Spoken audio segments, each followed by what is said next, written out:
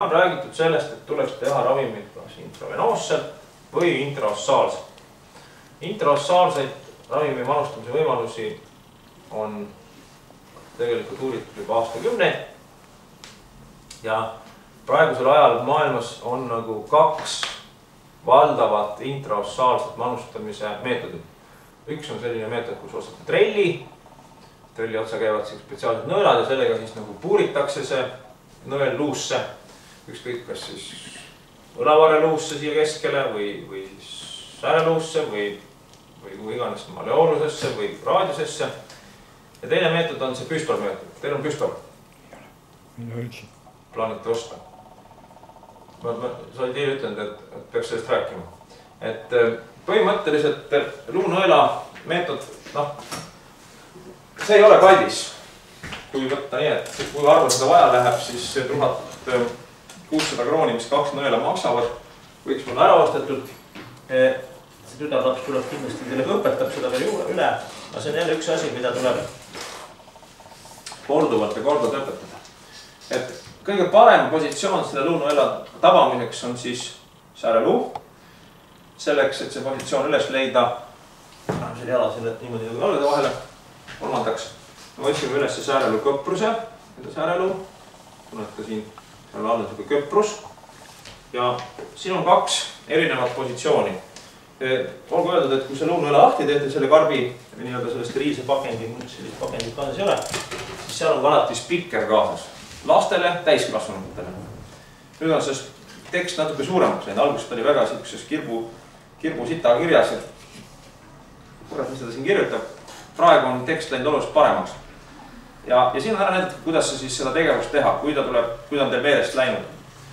Luunõelaga on mul täitsa arvestatav kogemus juba olemas.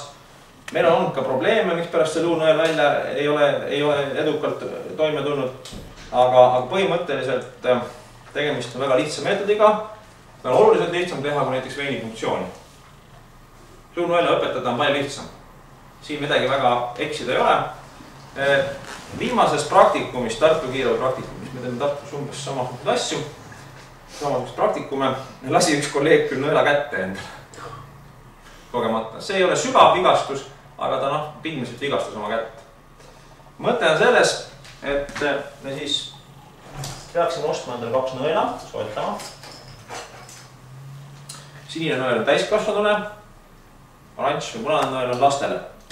Nende nõeltel on võimalik siis laste nõelal on peale võimalik keerata vastav vanus, kui vana lapsega tegemist on. Täiskasvanu nõelal on võimalik peale keerata vastav piirkond.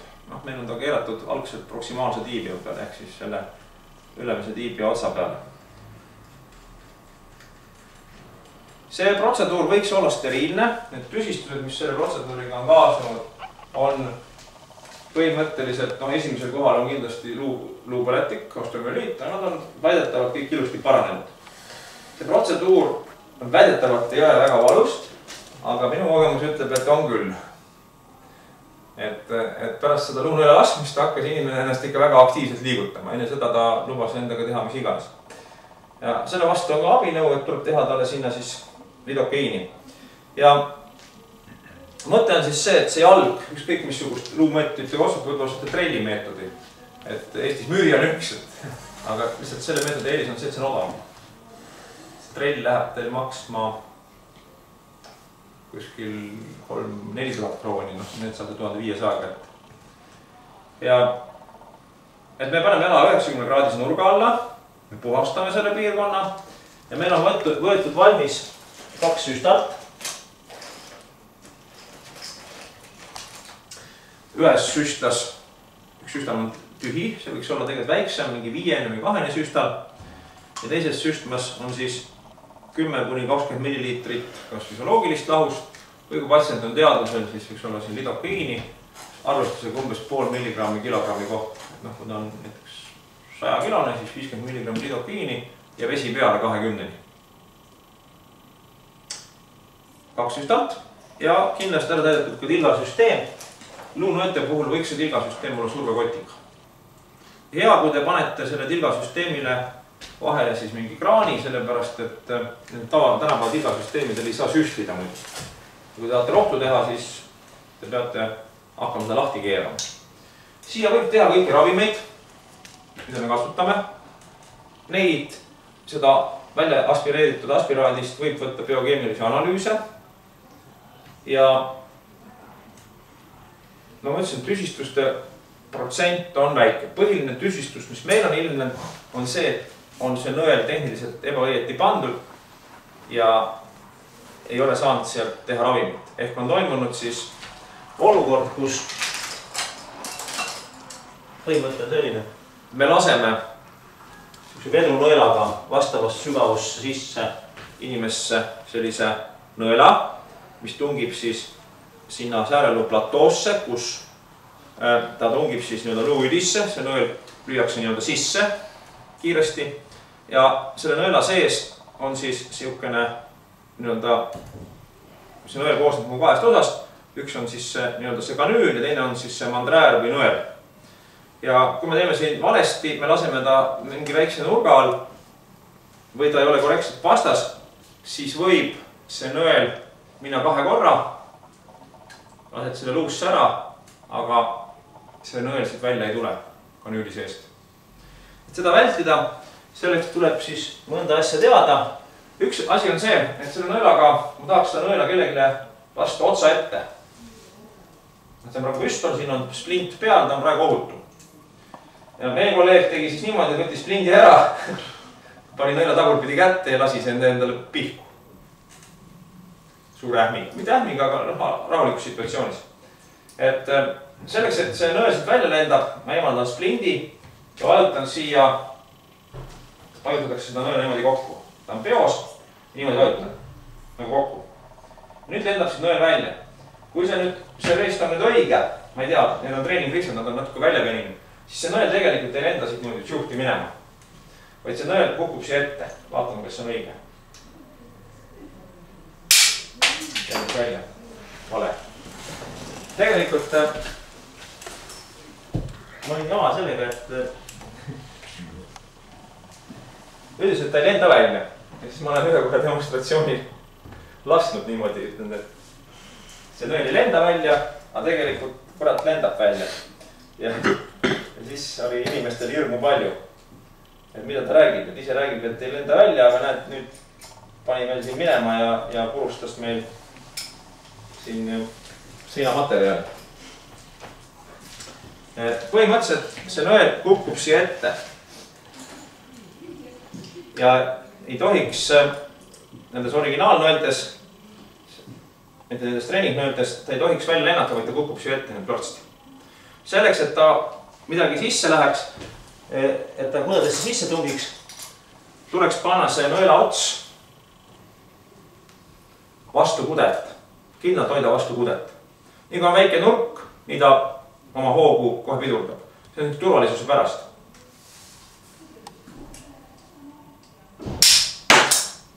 Kõike lasevad. Treeningaparaadid on tõksi teinud. Tegelikult ei tohiks nii lennata. Ta kukub, ma ei hakka kõiki tühjaks laskma selle, et ta kukub tegelikult siia ette välja. See on turvalisuse pärast niimoodi tehtud. Ja nüüd siis, ma ei tea, mis see teeb, aga kindlasti ta paugu lahti laseb. Me otsime koha välja. Meil võiks olla üks käsi steriilne. Näiteks vasak käsi võiks panna steriilse kinda. Võtan selle steriilse kindaga selle nõela, mis on ka steriilne. Vaatan, et sügavus on õige. Nüüd palpeerin välja, see koht on pestud. Palpeerin välja selle positsiooni. Säärelu köprus, liigun sellest säärelu köprusest 2 sentimeetrit sissepoole, 1 sentimeetri ülespoole. 2, 1. Nii, siis satun sinna säärelu platoole. Panen selle nõela vastu ja hoian seda nõela lasumomendil kindlalt siin vastas. Selle jala vastas. Emaldan splindi ja teostan lasu. Nagu te kuulete, ääl on suhteliselt võigas. Vedrum on päris tugev. Pum! Nüüd selle järgselt ettevaatlikult eemaldan selle nõela, selle püstoli osasi. tal on siuksed ääred, et ma väga rabistades võin tõmmata selle nõela välja siit. Need turvaääred, eemaldan ettevaatlikult selle püstoli osa. Sellega ei ole midagi teha, sellega ära visata. Seda ei saa ka treeningus kasutada. Ja nüüd võtan siis selle splindi. Selle splindil on siin peal näha nagu põhimõtteliselt 3 laius. Üks on siuke nagu kõige laiem osa, seda saab kasutada nagu mutrivõtit. Ma saan seda nõela seal luu sees hoida sellega kinni. Teine osa on kõige kitsam osa. See on mõeldud selleks, et see nõel siis paremini fikseeruks sinna jala peale. Ja kolmas osa on veel kitsam, see on laste nõela jaoks. Universaalne vidin. Kistet. Nüüd lasin selle nõela siia sisse ja selle järgselt peaks tegema ära siis kiirelt 2 toimingut. Eemaldama selle kanüüli sees selle nõela, aspireerima. Siit ei pruugi tulla punakas kollakat vedelikku. Aga võib tulla, aitab 1 milliliitrist sellest aspiraadist. Süstima läbi. Siit peaks küll nüüd vabalt minema. Kui ei lähe, siis olete vales kohas. Ja kinnitama talle külge, sellega on praegu väga hea hoida siit, kinnitama talle külge siis selle tilgasüsteemi koos kraaniga. Selle järgselt paneme ta sellesse keskmisse asendisse.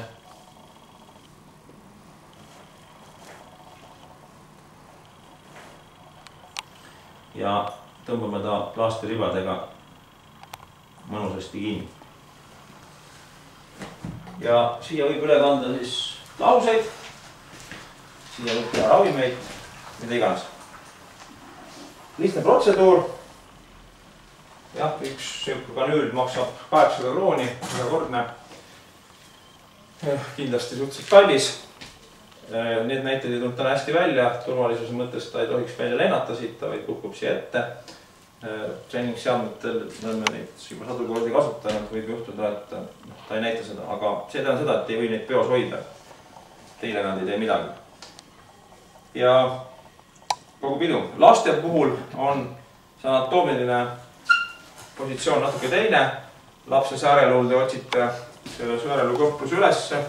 Lähete sentimeetri sissepoole, mitte ei liigu sentimeetrit ülespoole, täiskasvanu 2 sentimeetrit sissepoole, 1 sentimeetri ülespoole, vaid te liigute 1 sentimeetri allapoole, sest lastel võite sattuda muidu kasvuplaadi peale ja pärast siis seda kasvuplaati vigastades ei pruugi see jalg enam hästi kasvada. On teil küsimusi? Lihtne asi. Ma arvan, et see ei ole ametlikesse nimekirjadesse tegelikult veel niimoodi otseselt kantud, et peaks olema luunõelad kõigil olemas. Et see on selline soovituslik asi, aga üldiselt Eesti Kiirabi on need väga paljud brigaadid on need endale ostnud ja ta on selline hea tagavara samm, et kui venid ei õnnestu, panen luunõela.